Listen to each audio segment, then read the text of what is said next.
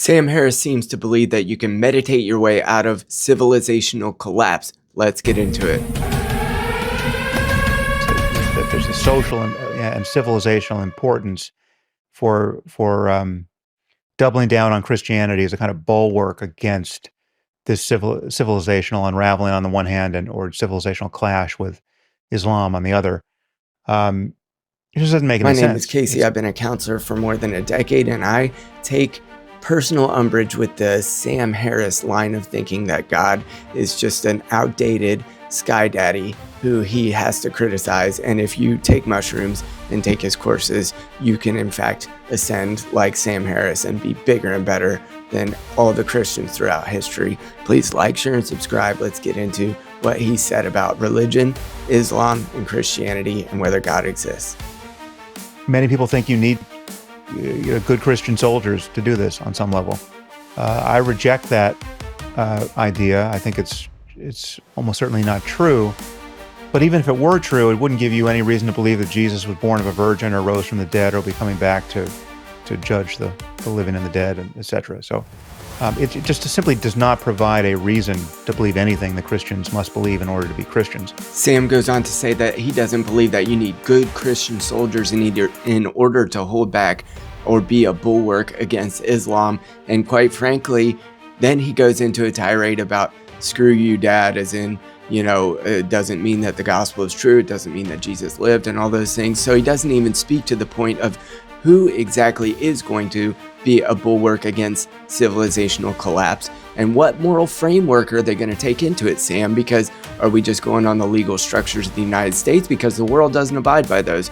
Are we just going to go on Sam Harris's meditated, ascended opinions about what the moral framework is? Because last I checked, Christianity has held the moral high ground for the last couple thousand years, in most cases 99 out of 100, and therefore provides a pretty good framework and a pretty good bulwark against evil. So which moral frame is going to hold back the civilizational collapse? Sam Harris.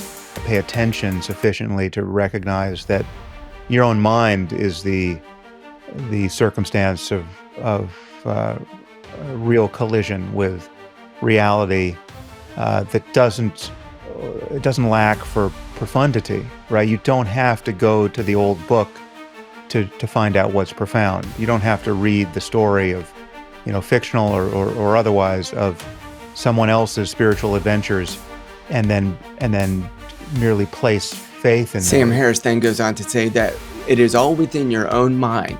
The fabric of reality and the framing that you should take into your moral character and the code that you live by is all within your own mind. So at this point, he's just edifying himself, making himself appear like he is the ascended one, whereas billions of people for thousands of years have followed this other way. Sam Harris says a couple psychedelic experiences can just bring you into his level.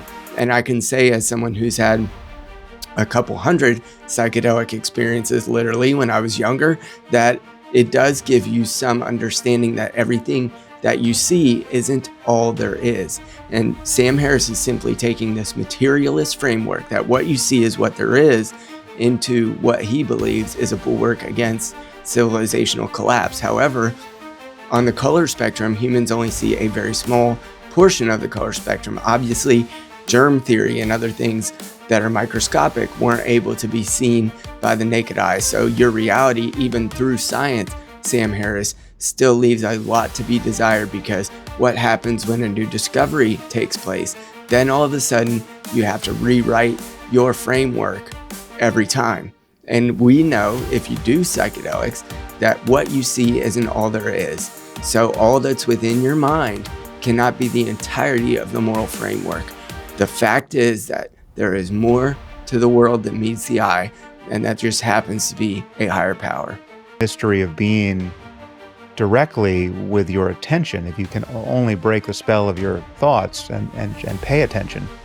And that's what meditation is for. I mean, what one could say in a theistic context, on some level, that's what prayer is for. That's what the contemplative Christian life is for, or the Jewish one, or the Muslim one. There are disciplines of attention that any contemplative engages that take them out of the superficiality of the rest of their lives. But the problem with the Christian and Jewish and Muslim variants is that all of those disciplines are engaged within a context of belief that is dualistic and propitiatory and just drenched in myth and what I would view as conceptual confusion, right? So Sam Harris also says that you guys, you're just not paying attention enough. Like no one who's religious has ever walked out in the woods and happened to meditate, as Sam Harris is saying, in a way that has been ascendant or in being thoughtful or deep in thought. Just pay attention, guys. That's all you need to be on Sam Harris's level. You just need to clear out your other thoughts and just pay attention to what's inside of you. I've black holed in meditation, and seen things and had little micro dreams and everything like that. Does that mean I'm on your level, Sam? Because I believe in God. I believe in the God of the Bible. So you're paying attention isn't all there is to be able to ascend to Sam Harris's level, no matter what he says. So it's just that the contemplative wisdom has not been spread equally over the surface of the earth and given to every culture equally in the same way that scientific wisdom wasn't 100 years ago or 200 years ago. So all these guys just don't, all these guys need a couple of psychedelic experiences and then real instruction in how to pay attention to the nature of their minds. And they wouldn't be thinking that, the best thing ever written on these matters was in the Bible. So Sam then begins to take some shots at Islam, saying that contemplative wisdom hasn't been spread evenly throughout the earth. And basically, when Sam Harris came to his understanding of New Atheism was post 9/11, when the New Atheist movement was essentially coming out and saying that religion was bad fundamentally because it led to what happened on 9/11 in New York. And so all of them took it into fashion to just criticize religions, but especially Islam. And so Sam Harris recognizes that yes, there are some tenets of this religion which have been violent in the past. However, they need to spread it around like peanut butter on toast. So he spreads it to Christianity more foremost, really, in his criticisms, because without spreading it to the religion which is most popular to criticize, he would come across as an Islamophobe or whatever, which I'm sure he's been accused of anyway. So he recognizes part of the problem here. Some religions are inherently violent, but he says everybody's just a goober and nobody has nobody can think as hard and as well as he can. A couple of psychedelic experiences and then real instruction in how to pay attention to the nature of their minds, and they wouldn't be thinking that the best thing ever written on these matters was in the Bible.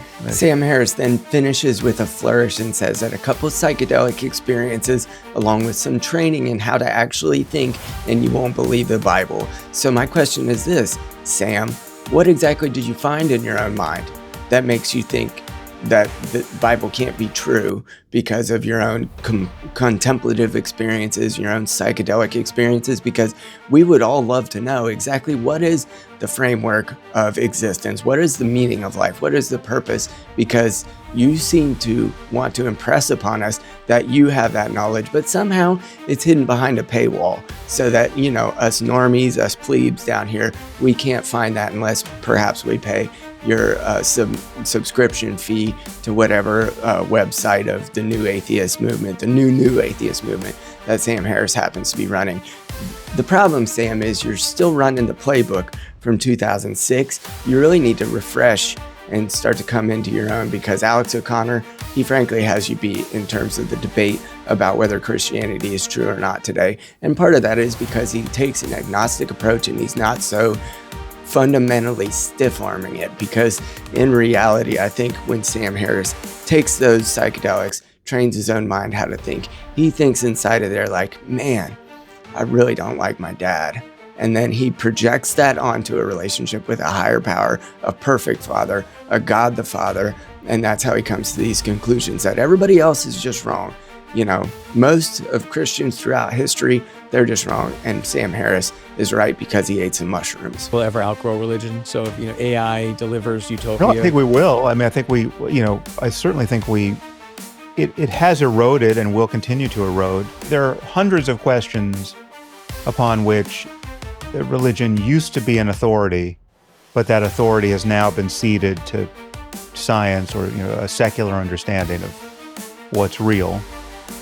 I would say there are no questions that used to be in the province of science and secular rationality that have been ceded back to religion.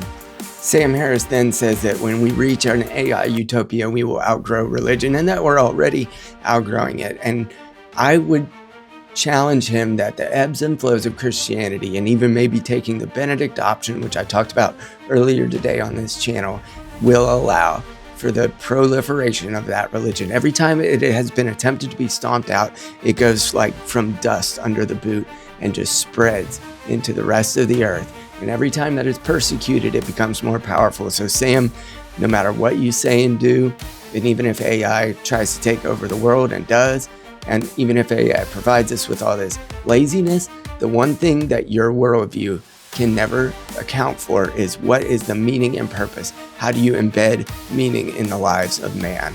And quite frankly, taking a couple mushrooms and meditating just isn't enough. Thank you, Sam Harris.